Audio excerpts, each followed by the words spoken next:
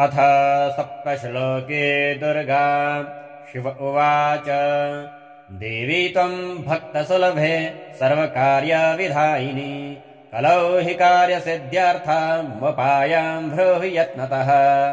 देव्योवाच शृणुदेव प्रवक्ष्यामि कलौ सर्वेष्टसाधनम् मया तवैव स्नेहेनाप्यम्बा स्तुतिः प्रकाश्यते ॐ अस्य श्रीदुर्गा सप्तश्लोके स्तोत्रमन्त्रस्य नारायण ऋषिः अनष्टोक्थन्दः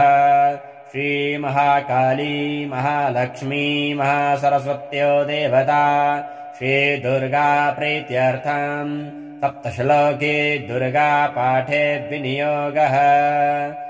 ॐ ज्ञानीनामपि चेतांसि देवी भगवती हि सा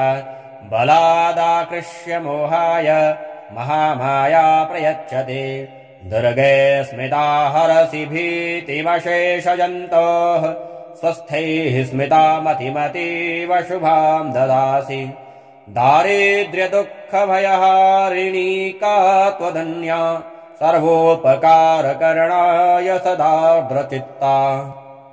सर्वमङ्गलमङ्गल्ये शिवे सर्वार्थसाधिके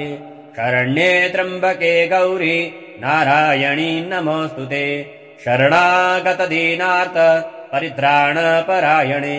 सर्वस्यार्तिहरे देवी नारायणी नमोऽस्तुते सर्वस्वरूपे सर्वेशे सर्वशक्तिसमन्विते भयभ्यस्त्राहि नो देवी दुर्गे देवी नमोऽस्तुते रोगानशेषानपहंसि तुष्टा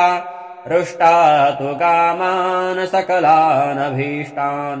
त्वमाश्रितानाम् न विपन्नराणाम् त्वमाश्रितायाश्रयताम् प्रयान्ति सर्वाबाधा प्रशमनम् त्रैलोक्यस्याखिलेश्वरि एवमेव त्वया कार्यमस्मद्वैरे विनाशनम् श्रीसप्तश्लोके दुर्गा सम्पूर्णा।